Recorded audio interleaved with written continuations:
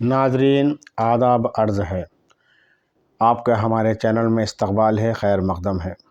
आज 9 नवंबर है, यानी आलमी यौम उर्दू।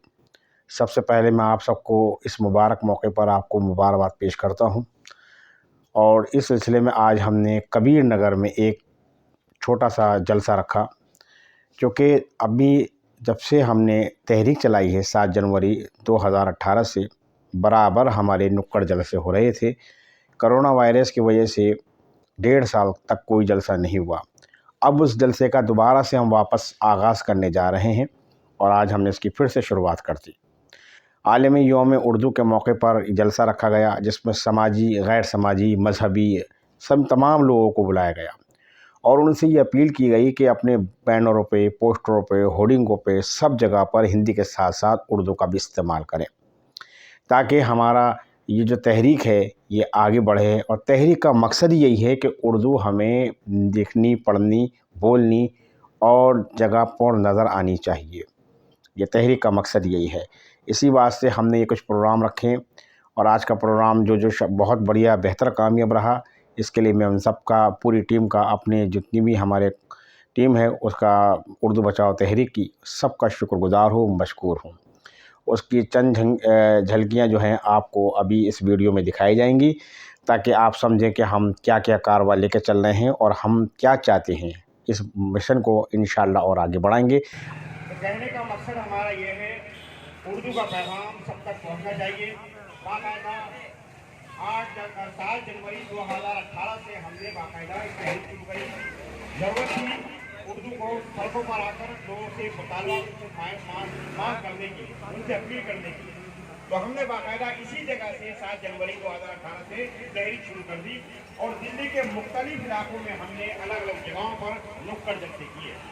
नुक्कड़ जलसे करने का मकसद भी हमारा यही है, ताकि उर्दू का कारवां, उर्दू का पैगाम बहुत दूर तक पहुंच जाए।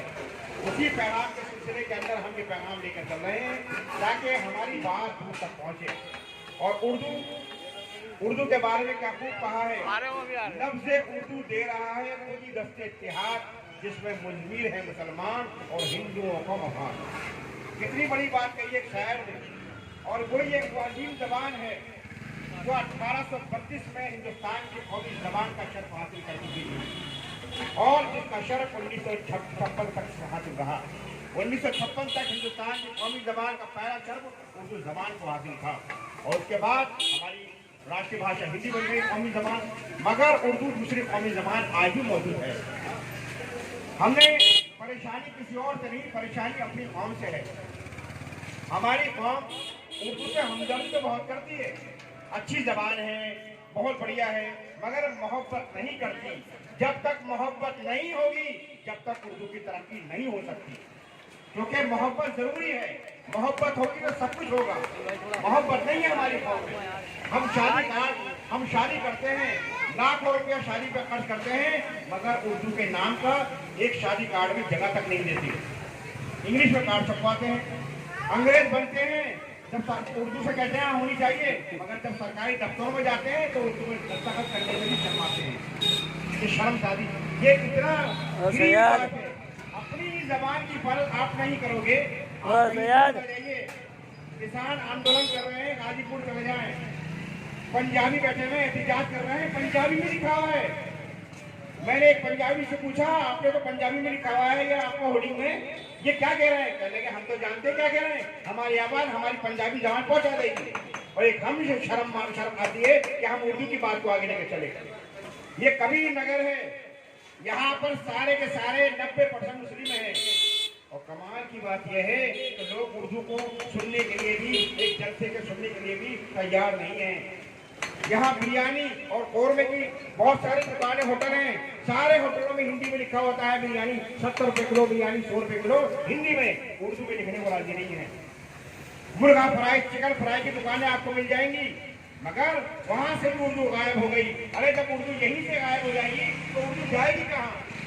अब मस्जिदों मदरसों का नंबर लग गया है, वहां से भी धीरे धीरे उर्दू गायब होती जा रही है।